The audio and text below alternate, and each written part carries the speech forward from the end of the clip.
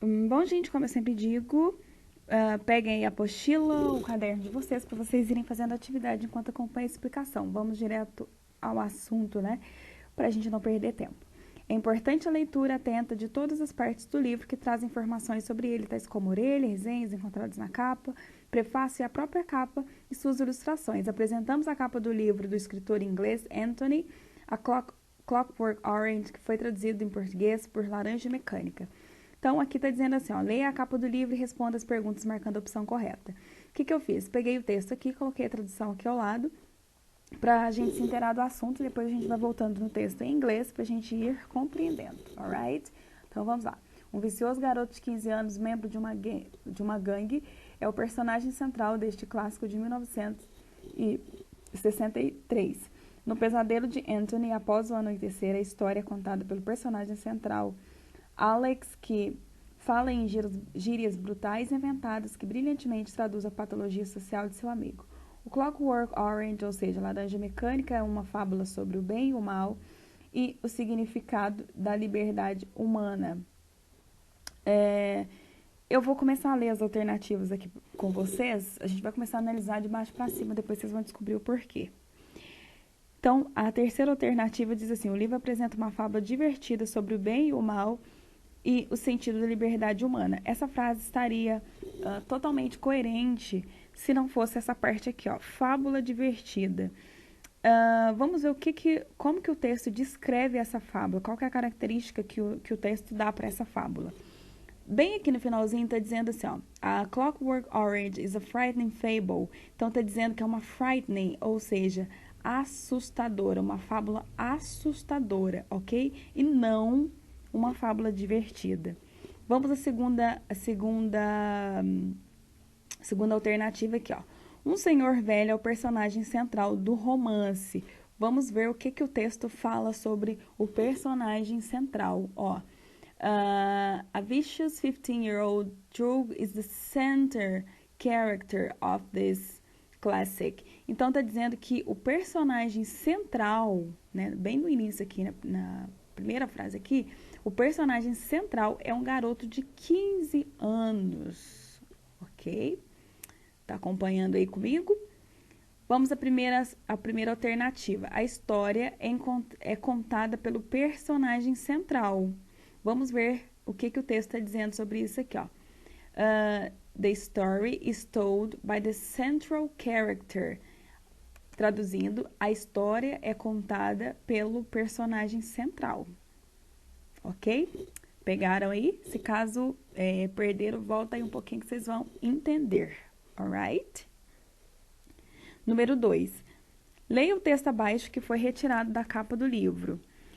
Bom, a gente acabou de ler o texto aqui, então eu acredito que não seja necessário ler todo de novo esse trecho aqui. Qualquer coisa a gente volta aqui. Então vamos lá. A Clockwork Orange is a frightening fable about good and evil and the meaning of human freedom. Marca o sinônimo da palavra negritada. Ou seja, a palavra que está aqui negritada é a palavra frightening. Bom, gente, essa questão aqui é bem tranquila, tá?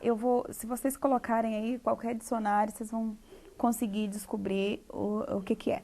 Eu já falei lá no texto, lá em cima, que frightening significa assustador ou assustadora. E aí a gente tem que achar aqui qual dessas três palavras aqui, né, é o sinônimo aí de assustador, ou seja, que tem o mesmo significado. Então, eu vou falar o significado para vocês aqui, embora vocês já devem ter procurado aí, né, e ter encontrado.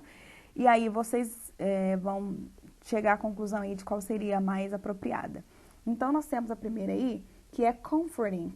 Comforting significa reconfortante. A segunda, soothing, calmante.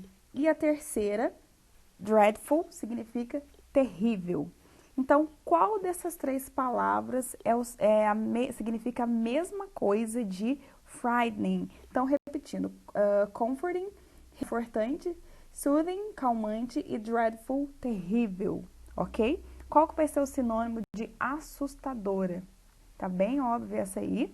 Tenho certeza que vocês vão conseguir encontrar. Alright? Let's go ahead. E vamos à questão número 3.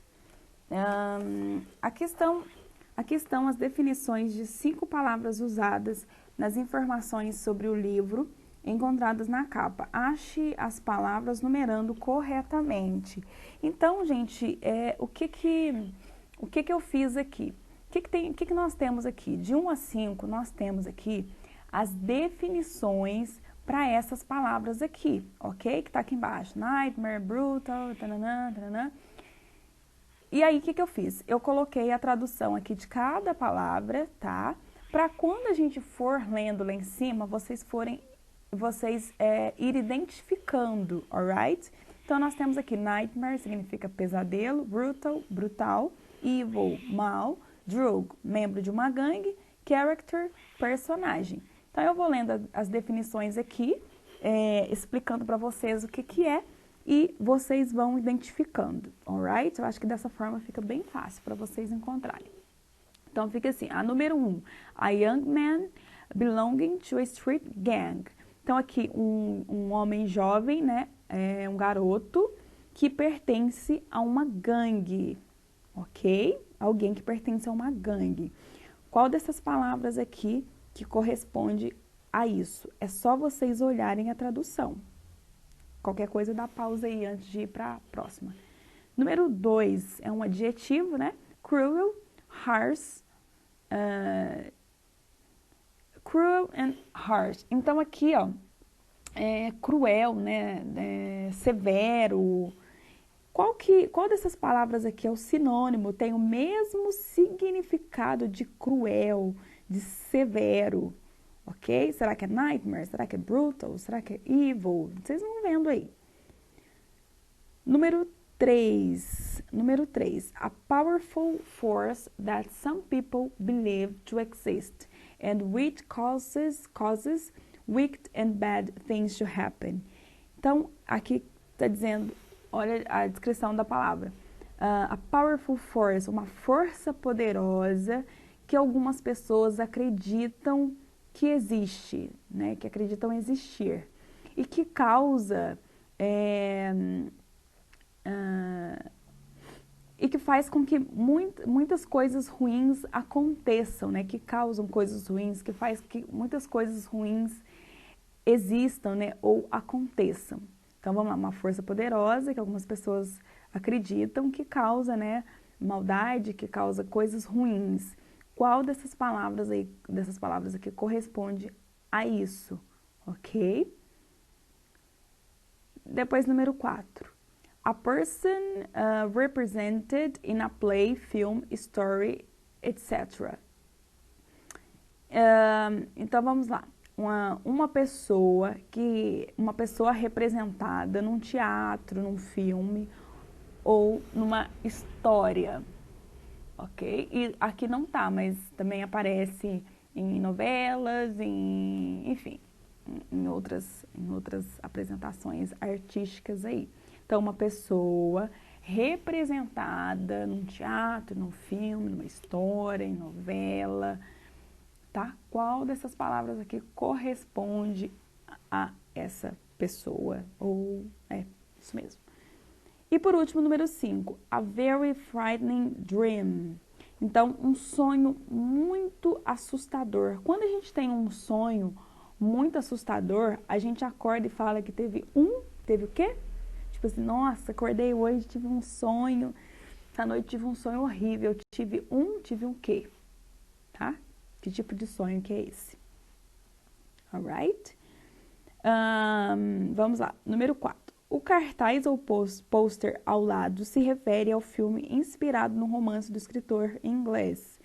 O cartaz é usado para fazer publicidade do filme em questão. Se quisermos reescrever a frase do pôster que nos fala do tema do filme, essa poderia ser. Então, eu tô falando que aqui tem esse pôster, né, que é mostrado para fazer aí a propaganda chamada do filme, e tem um pequeno resumo aqui, né, uma publicidade aqui, na verdade. E aí tá falando, se a gente quiser reescrever, a gente vai reescrever dessa forma aqui, da primeira ou da segunda. Então, vamos analisar o que está escrito no pôster primeiro, né? Então, aqui não tem como ler, mas vamos ler aquela tradução petitinha que eu coloquei aqui ao lado. Então, vamos lá. As aventuras de um jovem cujos principais interesses são estupro, ultraviolência e Beethoven. É o que está escrito aqui, ok? Agora, vamos ver qual dessas duas opções aqui traduziria melhor, né? Ficaria melhor reescrita. Então, aqui... vamos lá, eu vou começar a ler pela segunda também, né, como a outra lá, vocês vão descobrir por quê. Então, a story of a young man fighting violence and rape.